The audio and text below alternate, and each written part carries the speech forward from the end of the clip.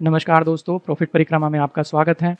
एक और नया स्टॉक लेकर आया हूँ मैं हमारे segment stock of the day में। और आज हम एनालिसिस करेंगे मारुति सुजुकी का। निफ्टी 50 इंडेक्स का ये पार्ट है।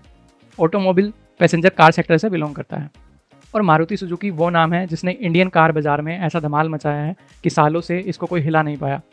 और जब जब बात होती है कार खरीदने की तो सबसे पहला नाम मारुति का ही आ जाता है। तो ये लीजिए मारुति की वेबसाइट का ओवरव्यू। आज हम बात करेंगे कैसे ये कंपनी मार्केट में टॉप पर बनी रही और कैसे आप इसमें इन्वेस्ट कर सकते हैं। शुरू करने से पहले बता देना चाहता हूँ कि ये वीडियो एजुकेशनल पर्पज़ के लिए है। किसी भी तरह की इन्वेस्टमेंट करने से पहले अपने फाइनेंशियल एडवाइज़र से सलाह ज़रूर लें। तो चलिए बकल अप करते हैं और शुरू करते हैं मारुति की रोमांचक यात्रा। तो दोस्तों ये डिटेल मिलती है हमें मारुति सुजुकी की वेबसाइट से, जिसमें हम देख सकते हैं हाइब्रिड कार्स। और इनका मानना है कि इनकी कार्स इंटेलिजेंट इलेक्ट्रिक हाइब्रिड हैं जो एक बार फुल टैंक कराने पे 1200 किलोमीटर से ज़्यादा चलेगी। इसके अलावा दोस्तों मारुति ने भारत के कार बाज़ार को जिस तरह से कैप्चर किया है वो किसी सक्सेस स्टोरी से कम नहीं है। बात करेंगे इसके प्रोडक्ट रेंजेस के बारे में। तो अपने एरेना सेगमेंट के अंदर मारुति ने 9 ब्रांड्स रखे हुए हैं। वैगन आर से लेके चाहे डिज़ायर हो, स्विफ्ट हो, ऑल्टो हो, एस्प्रेसो हो, अर्टिगा, सेलेरियो, ब्रेजा या फिर इको हो। तो दोस्तों 80s और 90s में जब कार खरीदना एक सपने जैसा हुआ करता था, मारुति ने अपनी सस्ती और टिकाऊ कारों से वो सपना साकार किया है। और उस टाइम से लेकर आज के टाइम में चाहे वो मारुति हो कि स्विफ्ट हो, 800 हो, वैगन आर रही हो या ब्रेजा हो, मारुति ने लगभग हर घर में अपनी एक जगह बनाई है। और मारुति की यूएसपी रही है उसकी अफोर्डेबल प्राइसिंग, एक अच्छी आफ्टर सेल सर्विस जिसने हमेशा इसके कस्टमर्स को पहली चॉइस बना के रखा हुआ है। वहीं बात करें इसके हैप्पी कस्टमर्स की तो लगभग 2 करोड़ 85 लाख या मोटा माटी मान के चलें लगभग 3 करोड़ के आसपास कस्टमर्स को ये अभी तक अपनी गाड़ियों से केटर कर चुके हैं। हर महीने लगभग 15 लाख गाड़ियाँ इनके सेंटर्स पे सर्विस के लिए आती हैं। वहीं शोरूम्स की बात करूँ तो 3500 इनके एक्सक्लूसिव शोरूम्स हैं। एरेना के अलावा बात करें इनके नेक्सा के बारे में तो नेक्सा ब्रांड में भी इन लोगों के पास में 8 गाड़ियाँ हैं, जिसमें सबसे महंगी गाड़ी है इनकी 25 लाख से ज़्यादा ऊपर की इन्वेक्टो। वहीं बात करें सबसे छोटी गाड़ी की तो सबसे छोटी गाड़ी आती है नेक्सा में इग्निस, लगभग 6 लाख के आसपास।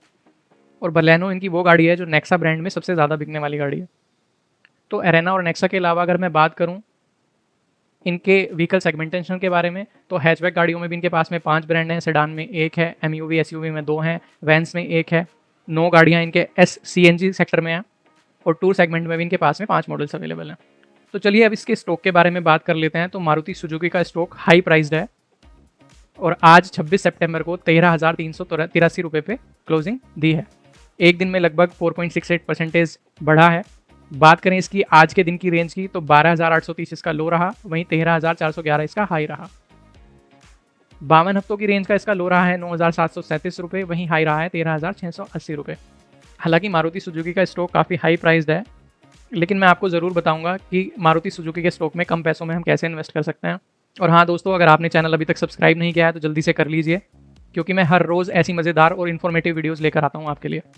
और इस वीडियो को प्लीज़ एंड तक देखिएगा यदि आप मारुति या मारुति के जैसे किसी और स्टॉक में इन्वेस्ट करना चाहते हैं तो चलिए इसके प्राइस परफॉर्मेंस पे नज़र डाल लेते हैं। एक हफ्ते के टाइम पीरियड पे इसने रिटर्न्स दिए हैं 8.36% के, एक महीने में 9.31%, 3 महीने में 9.72%, ईयर टू डेट पे 29.91%, वहीं एक साल की बात करूँ तो 26.78% और 3 साल की बात करें तो 92.51%। तो ये इसके रिटर्न्स का हाल रहा है।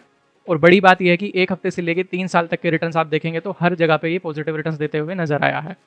अब आते हैं सबसे इंपॉर्टेंट सवाल पर, यानी कि मारुति का स्टॉक काफ़ी महंगा है लेकिन इसे कम पैसों में कैसे खरीदा जाए। तो ऐसा करने के 3 स्मार्ट तरीके हैं। सबसे पहला तरीका आता है SIP यानी कि सिस्टमेटिक इन्वेस्टमेंट प्लान।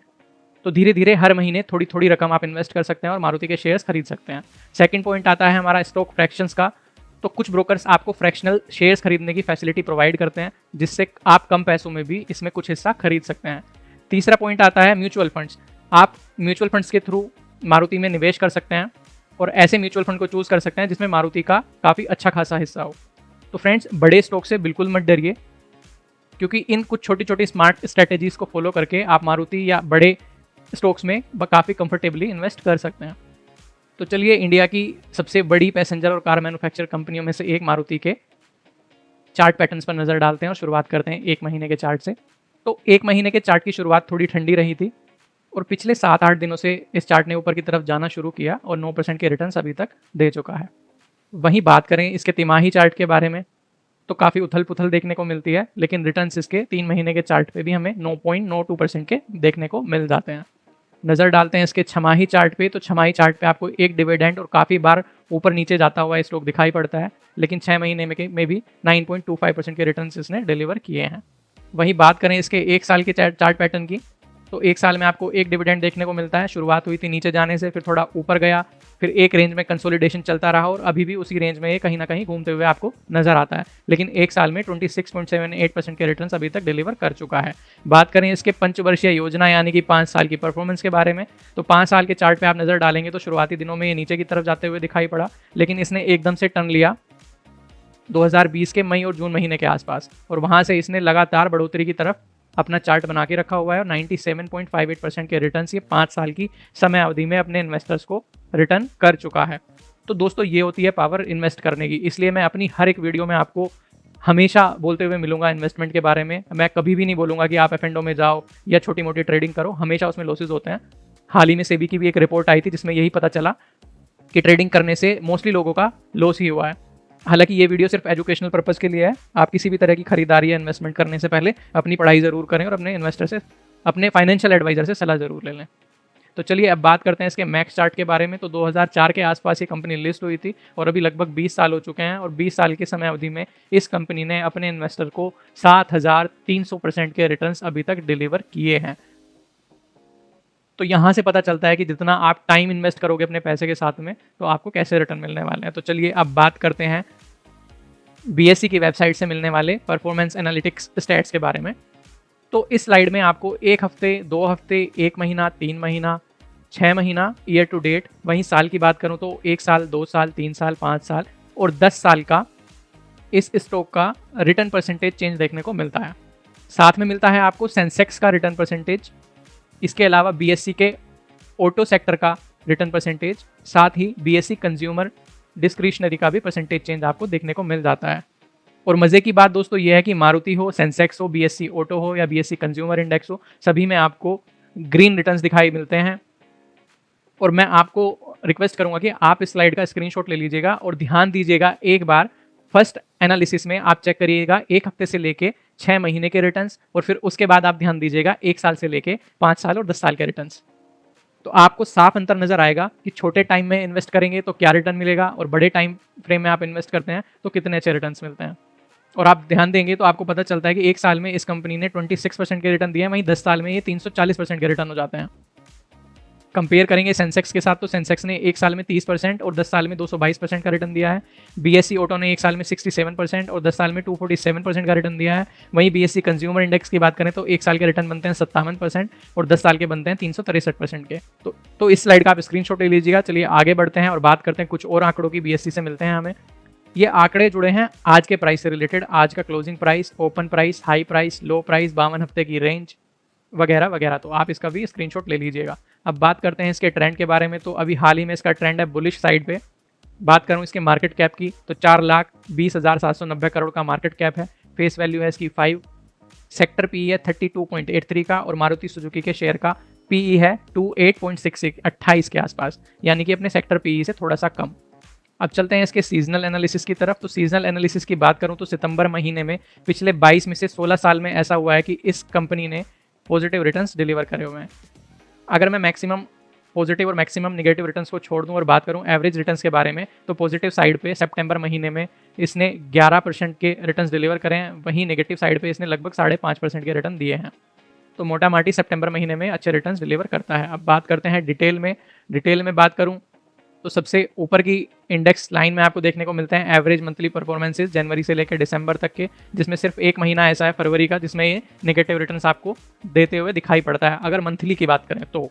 और अगर बात करें इसके ईयरली एनालिसिस के बारे में, तो ईयरली एनालिसिस में 2015 से लेकर 2024 तक ये सिर्फ 3 बार इसने नेगेटिव रिटर्न दिए हैं। एक बार 2018 में -23%, उसके बाद 2019 में और फिर 2021 में। बाकी सभी सालों में ये डबल डिजिट में ग्रीन रिटर्न्स यानी कि पॉजिटिव रिटर्न्स देते हुए नजर आया है। इसके अलावा बात करें 2008 से 2014 की, तो 3 बार इसने एनुअली नेगेटिव रिटर्न्स दिए हैं और 3 बार डबल डिजिट, और 2009 में इसने 200% के रिटर्न दिए थे एक ही साल में, क्योंकि 2008 में मार्केट क्रैश हुआ था बहुत बुरी तरह से, और उसके अगले ही साल में इसने 200% के रिटर्न देके रिकवरी कर दी थी। 2008 से पहले के आंकड़े भी मैंने यहाँ पे चिपका दिए हैं आप लोगों के लिए, यानी कि 2003 से लेकर 2007 तक का, उस टाइम फ्रेम में भी इसने एनुअली हर साल पॉजिटिव रिटर्न दिए थे। तो दोस्तों अब सीजनलिटी एनालिसिस से आगे बढ़ते हैं, और मैं एक और चीज़ बता दूं, ये सीजनल एनालिसिस आपको यूट्यूब पे मिलने वाली किसी भी वीडियो में नहीं मिलने वाला, सिर्फ यहीं पे मिलेगा अभी तक।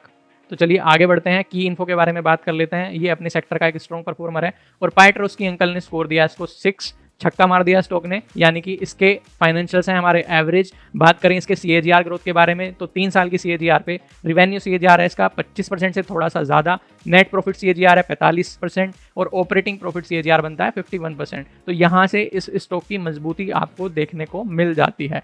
बात करें इसमें इन्वेस्टेड बड़ी मछलियों की, तो ICICI ग्रुप ने 3.91% शेयर होल्डिंग खरीदी हुई है, वहीं SBI बैंक ने भी, SBI ग्रुप ने 2.2% लिया हुआ है, और कोटक महिंद्रा ग्रुप ने, जी हाँ कोटक महिंद्रा ग्रुप जिसका खुद का एक ऑटो सेगमेंट में ब्रांड है महिंद्रा एंड महिंद्रा, साथ ही कमर्शियल व्हीकल्स भी बनाते हैं, एग्रीकल्चर व्हीकल्स और इंप्लीमेंट्स भी बनाते हैं, और इसकी वीडियो डिटेल्ड एनालिसिस मैं ऑलरेडी चैनल पे अपलोड कर चुका हूँ। तो इन लोगों ने भी इसमें 1.28% की हिस्सेदारी खरीदी हुई है।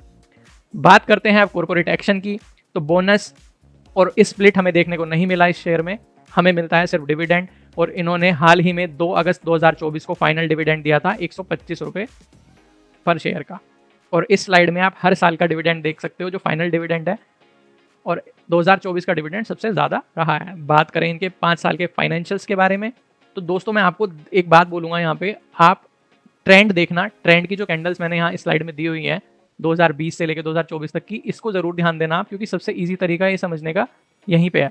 सेल्स का चार्ट देखोगे, सेल्स की कैंडल्स देखोगे तो बढ़ते हुए नजर आती हैं, अदर इनकम पे देखोगे तो कभी ऊपर कभी नीचे देखने को मिलता है, टोटल इनकम में बढ़ोतरी दिखाई पड़ती है, एक्सपेंडिचर में भी बढ़ोतरी दिखाई पड़ती है, एबिटा थोड़ा पहले ज़्यादा था, कम हुआ, फिर बढ़ा, फिर बढ़ते चला गया, इंटरेस्ट में भी पहले ऐसे ही हुआ, टैक्स में भी थोड़ा यही हाल देखने को मिलता है, और नेट प्रॉफिट जो कि बहुत इंपॉर्टेंट है उसमें भी आपको बढ़ोतरी देखने को मिलती है।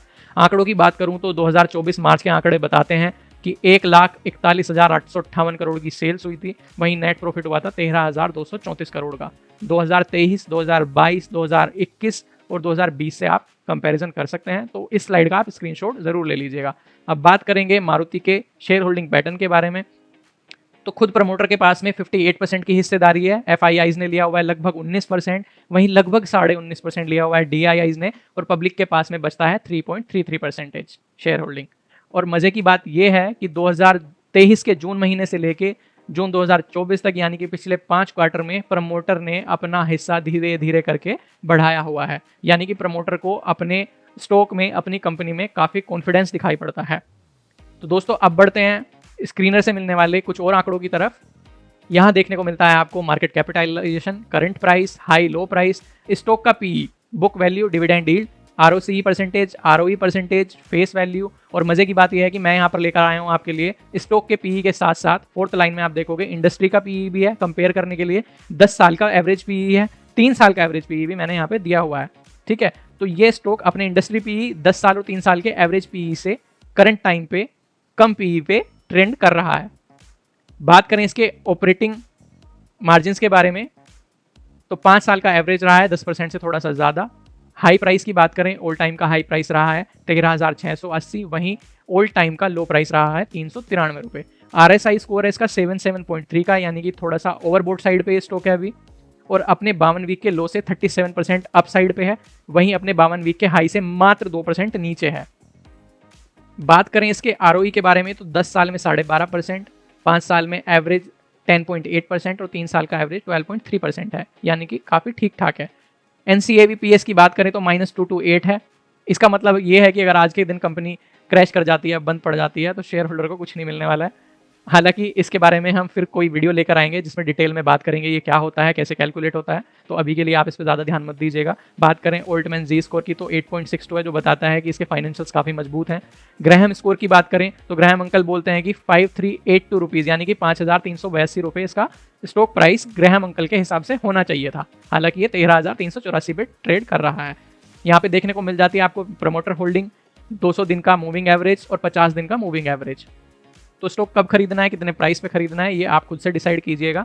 हालांकि आगे बढ़ते हैं हम पीयर कंपैरिजन के लिए, तो पीयर कंपनीज आपको देखने को मिल जाती हैं, जिसमें सबसे पहले नंबर पर खुद मारुति है, दूसरे नंबर पर महिंद्रा एंड महिंद्रा है, जिसका हम एनालिसिस वीडियो ऑलरेडी अपलोड कर चुके हैं, तीसरे नंबर पर टाटा मोटर जैसा दिग्गज, और चौथे नंबर पर बजाज ऑटो आ जाती है। साथ ही कुछ और बड़े नाम आपको इस लिस्ट में देखने को मिल जाते हैं, तो आप इसका स्क्रीनशॉट लेके डिटेल में एनालिसिस और कंपैरिजन कर सकते हैं। अब बढ़ते हैं दोस्तों पीयर कंपैरिजन एंड एनालिसिस की तरफ। एक और स्लाइड मैंने यहाँ पे शेयर की है, जिसमें आपको देखने को मिलता है प्राइस मोमेंटम का कंपैरिजन, वैल्यूएशन में पीई और फॉरवर्ड पीई का कंपैरिजन। वहीं बात करूं अगर फंडामेंटल्स की, तो आपको डिविडेंड यील्ड परसेंटेज और नेट मार्जिन परसेंटेज में भी कंपैरिजन करने का मौका मिल जाता है। तो यहाँ इस स्लाइड का भी आप स्क्रीनशॉट लीजिएगा और मारुति का, उसके कंपिटिटर्स और एवरेज में प्राइस मोमेंटम, वैल्यूएशन और फंडामेंटल कंपैरिजन जरूर कीजिएगा।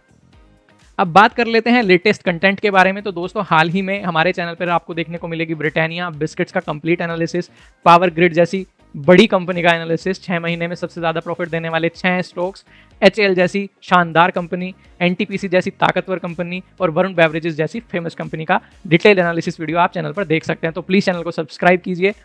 ये वीडियो आपको पसंद आई है तो प्लीज़ लाइक कीजिएगा, शेयर कीजिएगा और अपने दोस्तों को भी बताइएगा।